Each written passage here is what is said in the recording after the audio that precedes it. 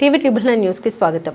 మహబూబ్ నగర్ లోని Palamuru university gate ఎదుట మంగళవారం ఎస్ఎఫ్ఐ ఆధ్వర్యంలో నిరసన ర్యాలీ నిర్వహించారు. నీటి పేపర్ లీకేజీ, విద్యార్థుల సమస్యలపై కేంద్ర విద్యాశాఖ మంత్రి ధర్మేంద్ర ప్రధాన్ రాజీనామా చేయాలని, ఎన్టీఎన్ రద్దు చేసి పారదర్శకంగా పరీక్షలు నిర్వహించాలని నాయకులు డిమాండ్ చేశారు.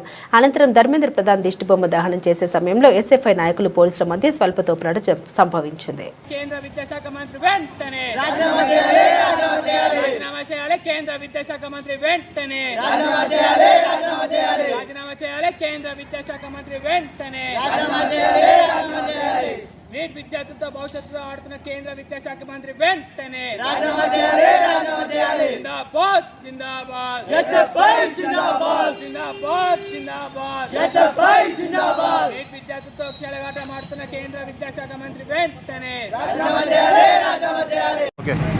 ఈరోజు భారత విద్యార్థి ఫెడరేషన్ సిద్దిపేట జిల్లా కమిటీ ఆధ్వర్యంలో దౌదవ మండల కేంద్రంలో నిరసన చేపట్టడం జరిగింది. ప్రధానంగా కేంద్రంలో ఉన్న విద్యాశాఖ మంత్రి విద్యార్థుల పట్ల వైఖరి చూపించుకుంటూ నీట్ పేపర్ లీకేజ్ పైన ఇబ్బందికరంగా పనిచేస్తూ ఉన్నట్టు వ్యవహరిస్తున్న కేంద్ర ప్రభుత్వం విద్యాశాఖ మంత్రి వెంటనే రాజీనామా చేయాలని చెప్పేసి తీసుకొని పనిచేయడం జరుగుతూ ఉంది. వెంటనే విద్యార్థులకు న్యాయం చేసి కేంద్ర విద్యాశాఖ మంత్రి రాజీనామా చేయాలని కోరుతున్నాం. ఈరోజు భారత విద్యార్థి ఫెడరేషన్ ఎస్ఎఫ్ఐ దౌలతాబాద్లో అంబేద్కర్ రెడ్డి నిరసన కార్యక్రమం చేపట్టడం జరుగుతూ ఉంది.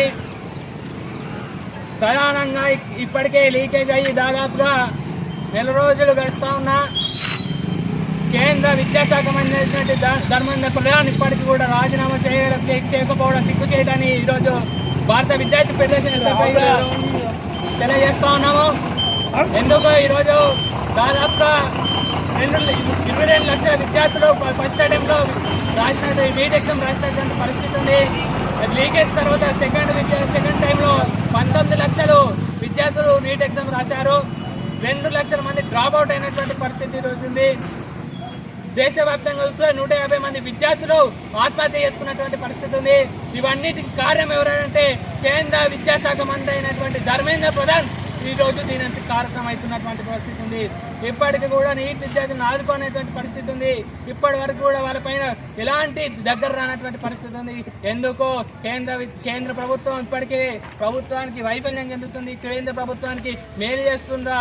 ఎందుకు ఈరోజు చూస్తున్నాం విద్యార్థులతో భవిష్యత్తును ఆడుతున్నారు. ఈరోజు విద్యార్థులు ఓట్లేస్తేనే కానీ గద్దె మీదకి వచ్చింది. ఎందుకు ధర్మేంద్ర ప్రధాన్ ఖబర్దార్. ఇప్పటికే సిజేపీ పార్టీ అప్పటికే కేంద్రంలో చలో పార్లమెంట్ ఇస్తే ఇప్పటికీ లాఠీ చార్జ్ చేశారు. మేము దీన్ని తీవ్రంగా ఖండిస్తా ఉన్నాం. ఎందుకు లాఠీ చార్జ్ చేస్తున్నాం? స్వేచ్ఛగా స్వతంత్రంగా అడిగితే మీ రోజు ఇదా లాఠీ చార్జ్లా, దెబ్బలా, స్పియర్ గ్యాస్ వేస్తారా, వాటర్ ట్యాంకులతో దాడి చేస్తున్నారా? ఎందుకు ఈ దేశంలో స్వతంత్రం లేదా, స్వేచ్ఛ లేదా, అడిగే స్వేచ్ఛ లేదా? ఈ రోజు నువ్వు లీకేజీలతోనే పెద్ద పెద్ద బిల్డింగ్లలో స్వేచ్ఛగా బతుకుతున్నటువంటి పరిస్థితి ఉంది.